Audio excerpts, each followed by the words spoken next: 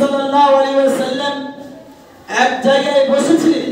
জিবরাইল আমিন আলাইহিস সালাতু ওয়াস সালাম নবী সাল্লাল্লাহু আলাইহি ওয়াসাল্লামের কাছে আগমন করে তিনি ইসলাম সম্পর্কে সর্বপ্রথমে প্রশ্ন করলেন।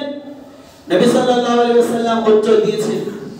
তিনি ঈমান সম্পর্কে জিজ্ঞাসা করেছেন। ঈমানের 6টি শাখা প্রশাখা রয়েছে, সেই সম্পর্কে রাসূল সাল্লাল্লাহু আলাইহি ওয়াসাল্লাম উত্তর দিয়েছেন।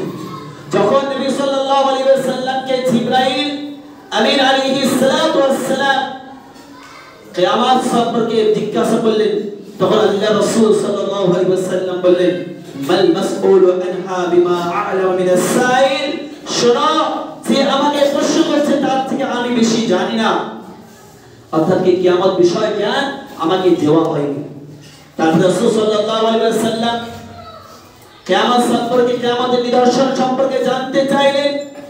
তখন নবী সাল্লাল্লাহু আলাইহি ওয়াসাল্লাম কিয়ামতের নিদর্শন সম্পর্কে বললেন যে কিয়ামত এই সমগ্র জিনিস যদি তুমি প্রদর্শন করতে পারো, তোমার চোখের সামনে যখন এই সমগ্র জিনিস ভেসে উঠবে, তুমি ভেবে নেবে কিয়ামতের নিদর্শন সরে গিয়েছে, কিয়ামত অতি নিকটে হয়ে গেছে। ওমর ফারুক রাদিয়াল্লাহু তাআলা আনহু রিওয়ায়াত করছেন, জিবরাইল আমিন আলাইহিস সালাতু ওয়াস সালাম হাদিসে জিবরিলের মধ্যে বলছেন, আন্নাহু সাআলা নবী সাল্লাল্লাহু আলাইহি ওয়াসাল্লাম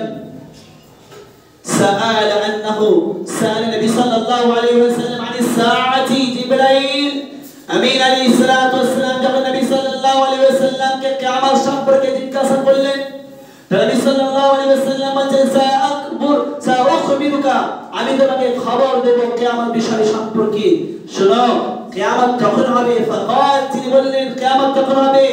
আন তালিদাল আমাতু রাবাতহা, শোনো, যখন কোন দাসী তার পেটের মধ্যে যে সন্তান জন্ম হবে, সেই সন্তানটা তার মালিক হয়ে যাবে, তখন দেখবে যে কিয়ামতের নিদর্শন শুরু হচ্ছে। এটা কেমন কথা? একজন দাসীর পেটে যে সন্তান হবে, সে তো দাসী হয়ে থাকে, সে তো কৃতদাস হয়ে থাকে, সে গোলাম হয়ে থাকে।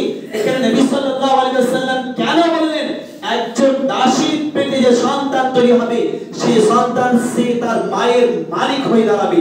কেমন ভাবে? এটা কখন হবে? এটা কি হয়েছে? সামনে উপস্থিতি এই বিষয় সম্পর্কে যখন তাফসীর খোঁজা হয়ে গিয়েছে, এই বিষয় সম্পর্কে যখন তাফসীর খুঁজলাম, তখন দেখতে পেলাম এটি দুইটি দিক রয়েছে। যে মায়ের পেটের সন্তান, মায়ের মালিক হচ্ছে, মায়ের মুরিদ হচ্ছে। কেমন ভাবে হতে পারে? এটা এইরূপ ধরনের কিছু কিছু মুফাসসিরগণ, কিছু কিছু হাদিস বিশারদ মুহাদ্দিসগণ লিখেছেন যে মায়ের পেটের সন্তান মালিক হবে এই ধরনের। ঠিক এমন একটা সময় আসবে যে সময় মুসলমানদের রাজত্ব থাকবে, মুসলমানদের হুকুমত থাকবে, মুসলমানরা বিভিন্ন জায়গায় যুদ্ধ করবে, অমুসলিমদের মহিলাদেরকে গ্রেফতার করে নিজেদের গোলাম বানিয়ে নেবে। সেই সময় মুসলিমরা অমুসলিম যাদেরকে গোলাম বানিয়ে নিত, সেই মহিলাদের সঙ্গে মিলামেশার মাধ্যমে যে সন্তান তৈরি হবে, সেই কৃতদাসের সন্তান তৈরি হবে, সেই সন্তান একদিন পৃথিবীর উত্তরাধিকারী হিসাবে তার মালিক হয়ে যাবে। অর্থাৎ কি?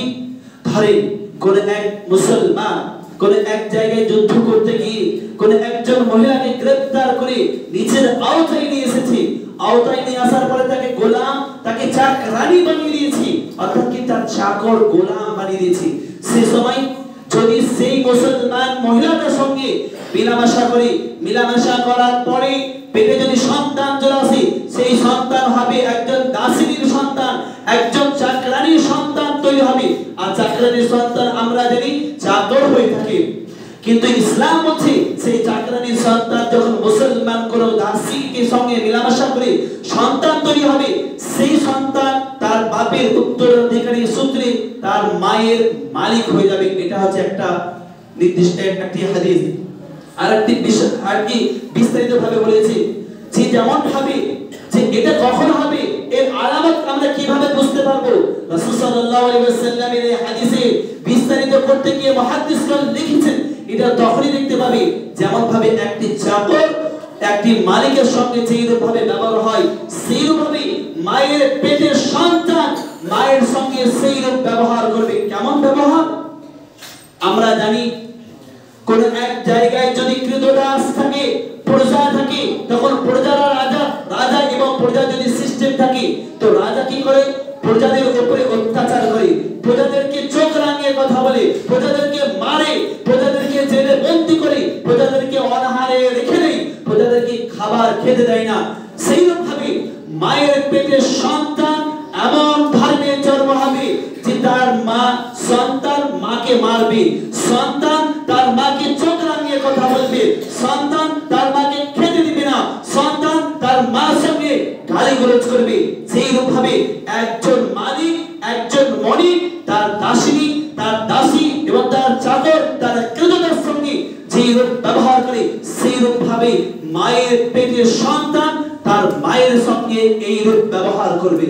যখন তোমরা এইরূপ দেখবে তখন ভেবে নেবে যে কিয়ামত অতি নিকটে হয়ে গেছে। আর যদি আমরা আমাদের এই দেশ দুনিয়ার মধ্যে দেখি, অধিকাংশই পরিবারের মধ্যে এমন কিছু জল্লাদ ছেলে দেখতে পাবে যে মায়ের পেটের থেকে জন্ম নেওয়ার পরে যখন হাঁটতে চলতে ফিরতে শুরু করলো, জ্ঞান বিবেকের মাধ্যম দিয়ে যখন ইনকাম রোজগার করতে শিখলো, তখন তার মায়ের উপরে অত্যাচার করে, তার মাকে চোখ রাঙিয়ে কথা বলে, তাকে খেতে দেয় না, তাকে বাড়ি থেকে বের করে দেয়। এটাই হলো তো যে আনতারিতাল আমাতু রাব্বাতহা, যেই রূপ ভাবে মালিক তার দাসীর সঙ্গে ব্যবহার করে, সেই রূপ ভাবে মায়ের পেটের সন্তান তার মায়ের সঙ্গে ব্যবহার করছে বা করবে। এটাই হচ্ছে কিয়ামতের নিদর্শন। যেখানে আল্লাহ সুবহানাহু ওয়া তাআলা নবী আল্লাহ সুবহানাহু ওয়া তাআলা পবিত্র কুরআন সূরা ইসরার মধ্যে বলেছেন, ওয়া ক্বাদা রাব্বুকা আল্লা তা'বুদু ইল্লা ইয়্যাহু ওয়া বিল ওয়ালিদাইনি ইহসানা ইম্মা ইয়াবলুগান্না 'ইনদাকাল কিবার আহাদুহুমা আও কিলাহুমা ফালা তাকুল লাহুমা উফ ওয়া লা তানহারহুমা ওয়া কুল লাহুমা কাওলান কারীমা। আল্লাহ সুবহানাহু ওয়া তাআলা আরো বলেছেন সূরা বাকারার মধ্যে যে তোমরা তোমার পিতামাতার সাথে উত্তম ব্যবহার করো, কিন্তু এই জায়গায় এই আলামত, এই নিদর্শন দেখার পরে আমরা জানতে পারছি যে যখন মায়ের পেটের সন্তান তার মাকে গালিগালাজ করবে, অন্যায় অত্যাচার করবে, জুলুম করবে, তাকে বাড়ি থেকে বের করে দেবে, এটাই হবে কিয়ামতের একটি নিদর্শন। দ্বিতীয় নম্বর নিদর্শন রাসূল আকরাম সাল্লাল্লাহু আলাইহি ওয়াসাল্লাম বলেছেন, শোনো কিয়ামতের পূর্বে আরো নিদর্শন রয়েছে, তার মধ্যে থেকে আরেকটি নিদর্শন তোমরা